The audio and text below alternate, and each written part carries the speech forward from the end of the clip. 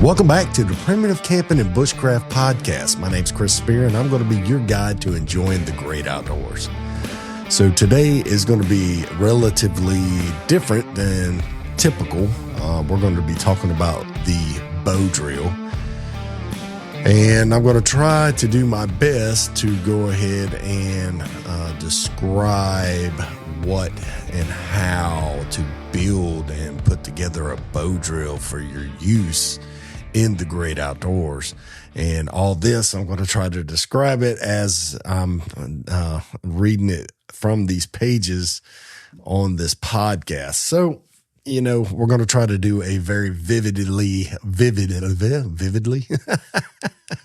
try to do a very vivid imagery here because I'm trying to describe it. For those of you watching the video, it's going to be one way where you can actually see what I'm talking about.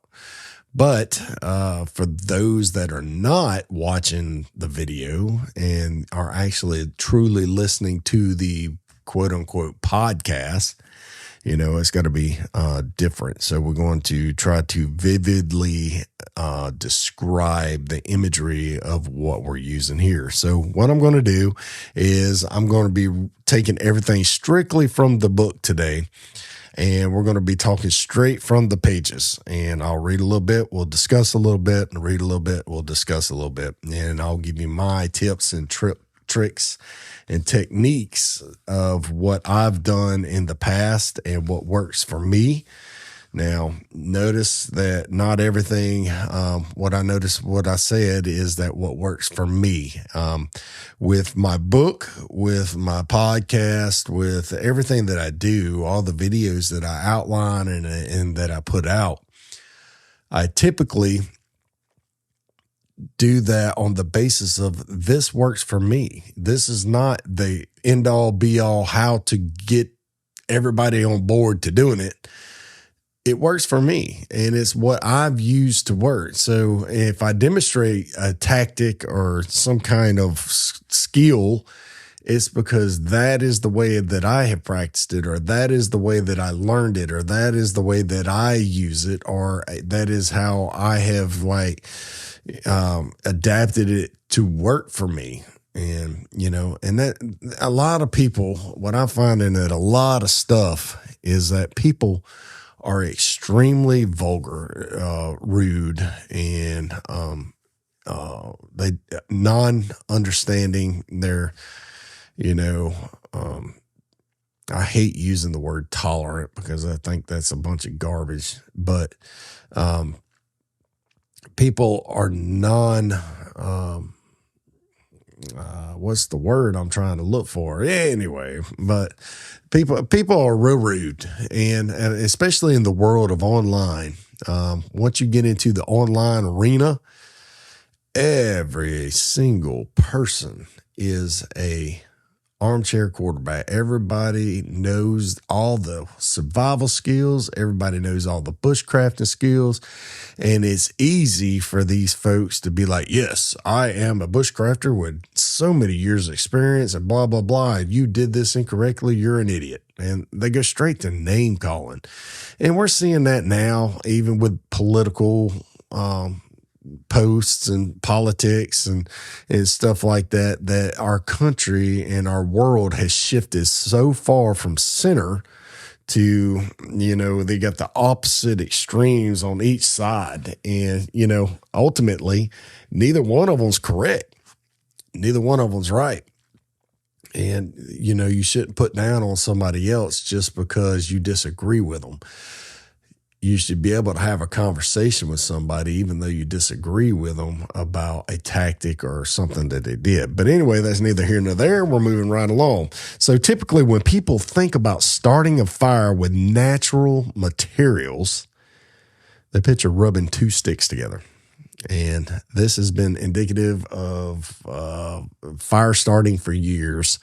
People believe that when it comes to starting a fire, that rubbing two sticks together is what starts the fire.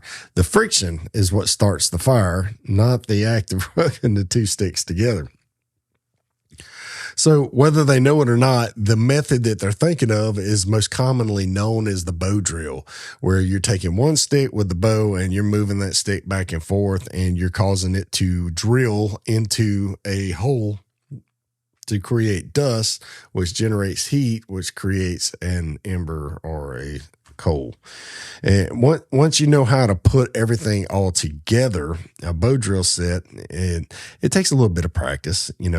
It takes actually a good bit of practice, but it will allow you to start you a fire. Now, a lot of conditions apply.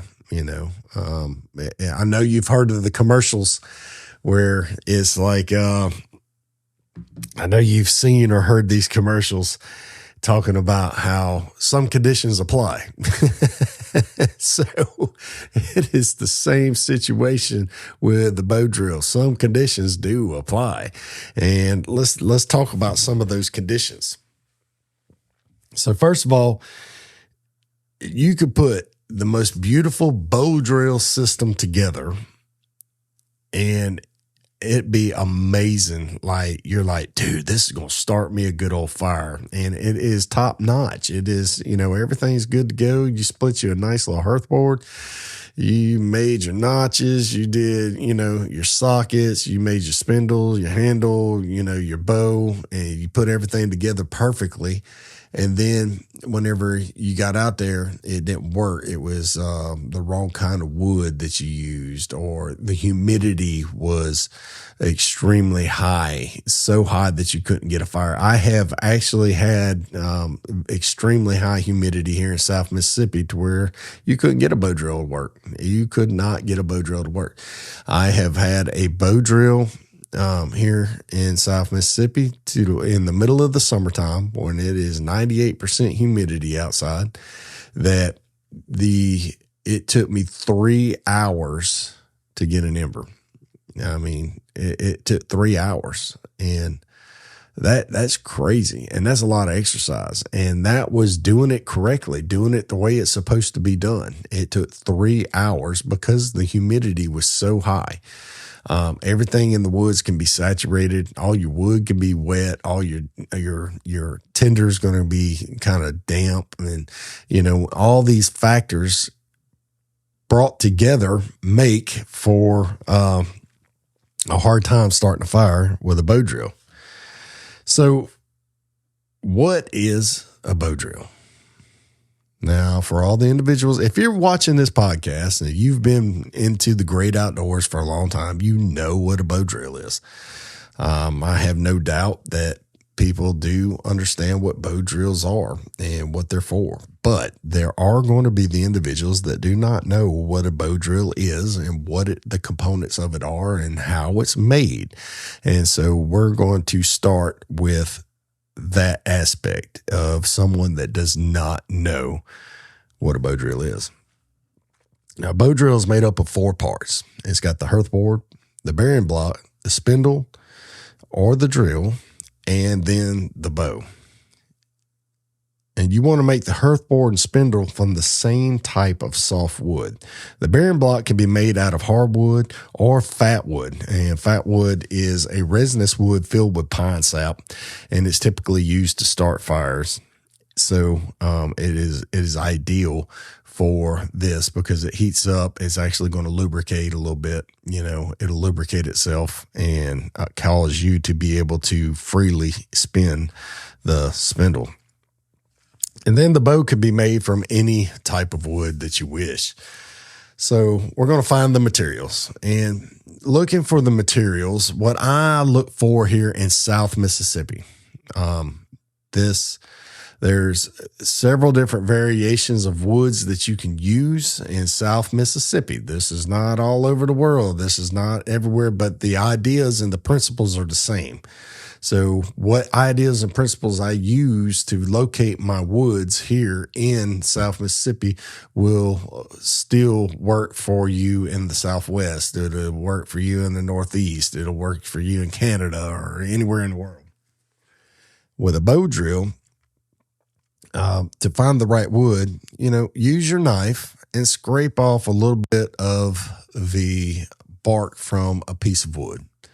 Now, if you can take that shaved area and you could press your thumbnail into that wood pretty hard, and then whenever you're done, it leaves an indentation of your thumbnail in that wood is typically okay to use for a bow drill.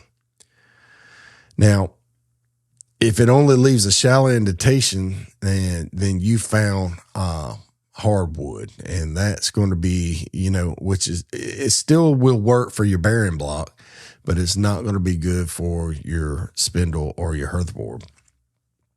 I usually look for standing dead trees because the wood is generally more durable than the fallen down branches, which they're usually more prone to rot, and they've been sitting there a while, get rained on, stuff like that. Standing dead stuff is not going to be as rotten. I love using Chinese privet. Privet trees are hard. They're extremely durable, but they're also a softwood, and they actually make a very good, a very, very good bow drill. And privet trees are plentiful. They grow back. You cannot kill them. They're extremely invasive. They kill all. So true story. I have used privet to cut down. Anytime I do a demonstration of any kind of wood or anything, making stuff in the woods, I'll cut down a privet tree. And the reason why is because it's a hard wood. It's a soft wood, but it's hard enough to use for many different tools and tasks. Make tripods, beds. I mean, I made all kinds of stuff with it, bows, stuff like that. But here's the thing about the privet tree is that you can cut it down, and then the next spring where you cut it down, there's going to be 13 different stalks of a new tree. I promise you, it is so invasive and it grows so fast. And it will, when I was growing up, it was called the switch tree. That's where we went out. We got a piece of switch and mama tore our behinds up with it. And if we got in trouble, she's like, you go to the switch tree and get me a switch right now. We didn't have to go out there. I don't want to. And we'd come back with this big long piece of privet, and she'd use it to whip our tails. But the Chinese privet is an extremely invasive tree. It's really, I don't even know what it's really used for here in the States other than decoration. I believe it was like a yard tree or something to do for landscaping or something to that effect. But other than that, I really don't see why, But I like finding a piece of this privet, and I'll take that privet and I'll cut it, and I'll cut a nice little chunk out of it, and I'll make my hearth board out of this, about this big around, split it, and make you a board about a 1/2 inch thick or so, and then there you go. So you want to find you a branch or stick that is slightly larger, 2 inches or slightly larger in diameter. Now with your knife or saw, cut it so it's the length of your forearm, the elbow to fingertips. So we're talking about from here to here, about that far. And then use a knife to cut it through, and split it. You want to split it straight down about 1 inch thick. Then use a mallet or a branch, to hammer your knife through the length of the wood. This method is called batoning. And so you're going to essentially you're making a piece of lumber. And I've had people accuse me of, yeah, right, how am I going to find a piece of planed lumber in the woods? Well, if you do it right, you can make lumber in the woods. People are so, drive me insane. So you're going to do the same thing for both sides. You're going to use your knife. You're going to shave the board down on both sides and make it nice and flat. It should now resemble a piece of lumber. Something that you could get from a lumber store. It's going to look like a board. Surprise, surprise. Now, from there, we're going to move on to the spindle. Select a branch from the tree, the same tree that you got your hearth board from. You want this branch to be of dead wood, not of green wood. And it's going to be roughly 8 to 12 inches long, right? Now, A common method for finding a good spindle length is open your hand. So from the tip of this finger to the tip of this thumb, that is typically a good spindle length that you can use to make a spindle. Some people do real long ones. Some people do real big fat ones. Some people do, it doesn't matter. Whatever you're comfortable with, whatever you want to try, whatever you want to practice with, go ahead and do that. Using your knife, shave off all the bark and smooth out any knots and bumps. Once completed, it should look like a short, fat dowel rod on one end, and then carve the point on the other end like a pencil. And so it's going to look like a pencil and an eraser. Now that we have that done, we're going to round off and we're going to round off the end like an eraser. That's going to be the end that's going to fit into your socket. Now let's go ahead and select us a bow. Now the bow is not very difficult at all. For the bow, you need a strong stick, slightly thicker than your thumb's diameter. So a little bit bigger around than your thumb, that way it doesn't really kink up whenever you're going back and forth or anything like that. And then I prefer green saplings. A lot of people do. And I often, like I said before, I use Chinese privet. Chinese privet to me, I could build every aspect of the bow drill from the Chinese privet. I can use the bearing block, I can use the Hearth Board, I can use the spindle, and I can make the bow. Everything out of that one tree, I can make all 4 pieces of this. So I prefer to use a green sapling, of Chinese privet, which is plentiful in South Mississippi, and it grows in nature everywhere. And they actually naturally grow in arches. And so you could do this as a bow. A bow for your bow drill doesn't have to have a bow. It'll work as a straight stick as well, But some primitive campers prefer to use a straight stick, but I always like to have a slight curve in mind. When I use a straight stick, my hands sometimes hit the spindle, my knuckles do. And so anyway, the length of your bow should be approximately 3 feet, or at least 1 arm's length, from here to, from the shoulder all the way out to your tip of your fingers. And which you can determine by measuring the distance from the top of your shoulder to your fingertips. Use paracord or tarred and twisted paint line as your bow string. I typically, and if you've watched this video for a long time, if you read my book, if you've watched my podcast, if you've watched any of my videos on YouTube, you will know that I typically use the tarred and twisted paint line. It is one of the most bang for the buck. And, I have an individual, Mr. Almond. He has been really contributing to the Facebook page. He's really been contributing to the community.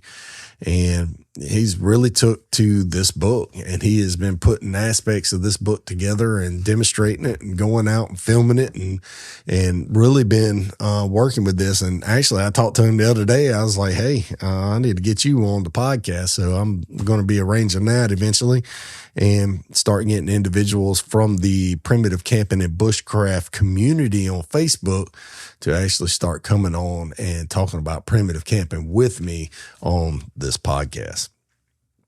So what I like to do with my bowstring, and this, some people are like, no, you can't do that. And I'm like, yeah, you can.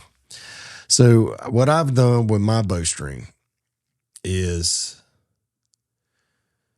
I will take the end of my bow and I will cut about an inch deep slot all the way down into the bow with my saw, and I'll cut it. And then on the other side, I'll do the same thing. Now I will take my paint line, I'll put a overhand knot, slide it in there on one end, and then I'll wrap it around my my spindle 2 times. I'll wrap it around twice, and then I will measure it out on there to where, okay, now I come down, I put me a knot, and then I slide it back on there and then feed it through at the top. And now my spindle will be held securely tight in the middle, and I will have made my bow. Now, once that spindle's not in there, the bow string is going to be relatively loose, but that works for me. I've done it countless times. I've done this. I've done it so many times. I've even demonstrated how to do it for certain TV shows, but you can do the same thing on both ends. You put your knot. And if you haven't checked, I'll see if I can put some photos up while I'm talking about these in here. I don't know, but we'll see. So now that you got your block, you got your spindle, you got your Hearth Board, and you got your bow done, it's time to make the bearing block. All right. So for the bearing block, we're going to use green hardwood, or we're going to use resinous fatwood. Resinous fatwood, as I demonstrated earlier, or discussed earlier, is a way of actually self-lubricating. As it heats up, that resin will actually lubricate, turns more into an oil the hotter it gets, and it will actually lubricate. I've watched people use green wood. The green wood, the moisture in there tends to cool the spindle down and cause it to lubricate. I've watched people actually spit in it. I've seen people put green leaves in there to use as a lubricant. But you could also use a stone or a piece of metal.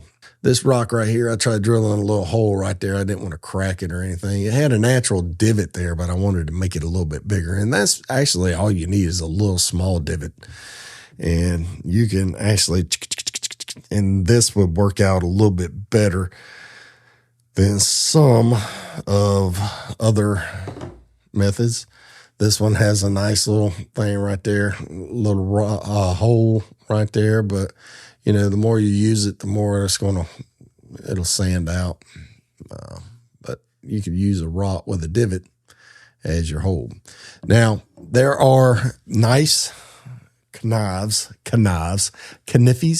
out there that will actually do what we're talking about. These dudes are in the handle. They have in the micarta handle, they have a divot in the handle, and that divot is actually used for making these bow drills go back and forth, and for your spindles. So now for the bearing block, use green wood, resinous fatwood, blah blah blah. Your bearing block should be the width of your hand and roughly the same diameter as the stick you found for the Hearth Board.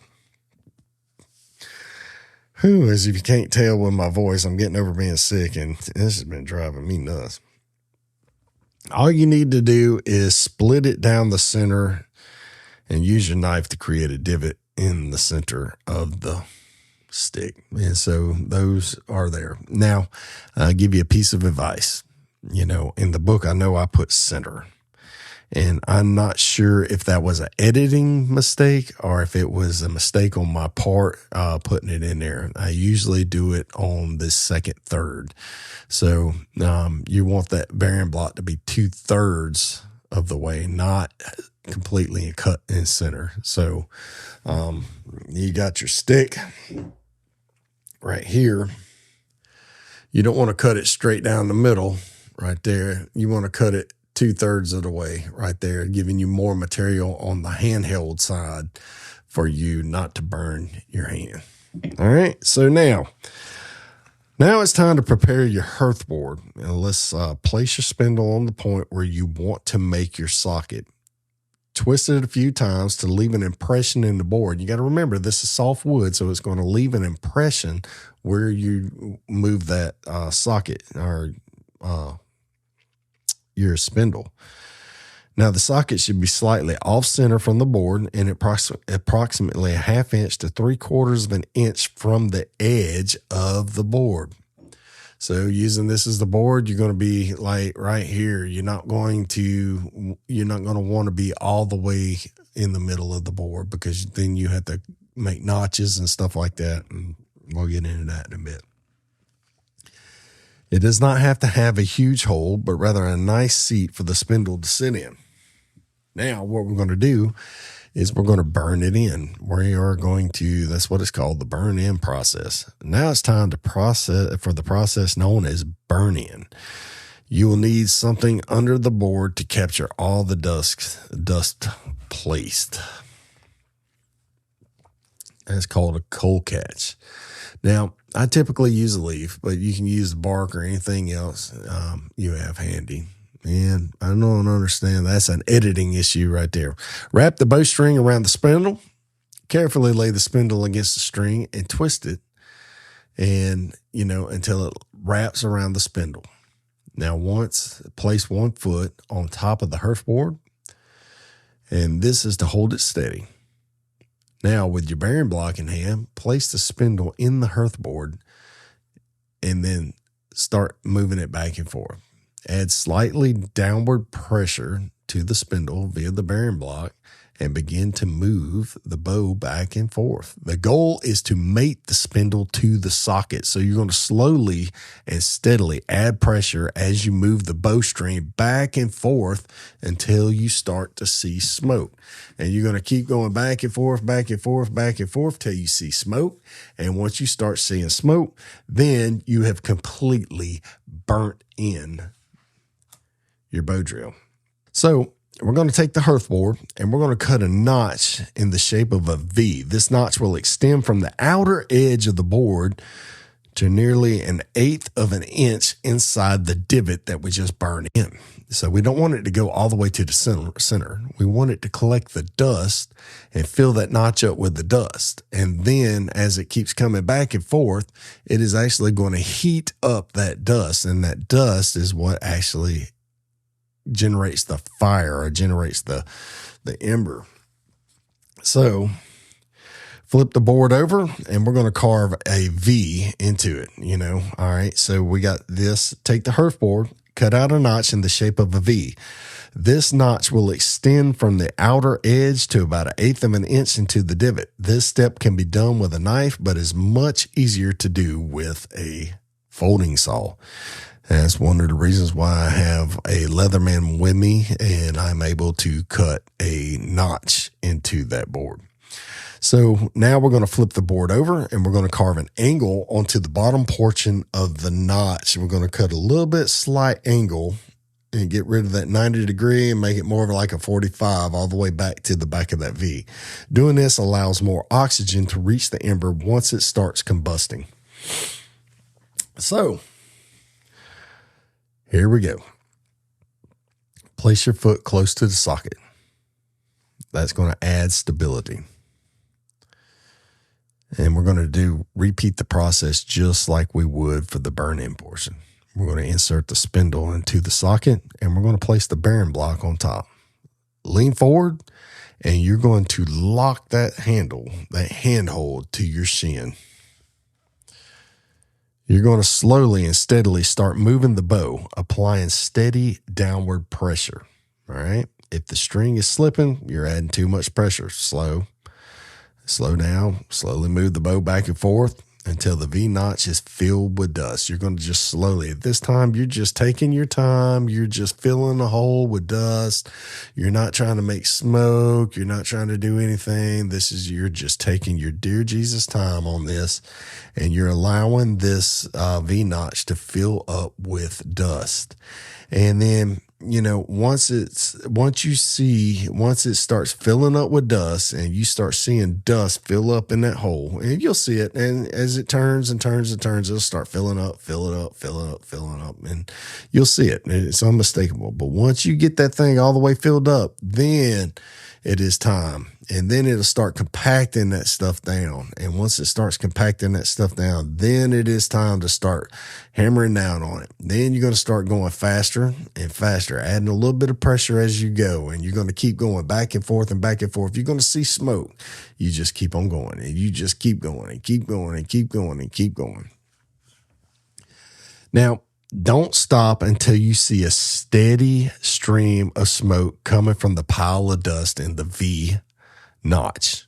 All right. Once you see the steady stream of smoke coming from it, kind of like a cigarette or kind of like a incense or something to that effect, at that point, your ember should be smoking a pretty good bit. Slowly and gently tilt the hearth board and tap the ember and the dust out. This will allow, you'll see the ember glowing bright orange at this point.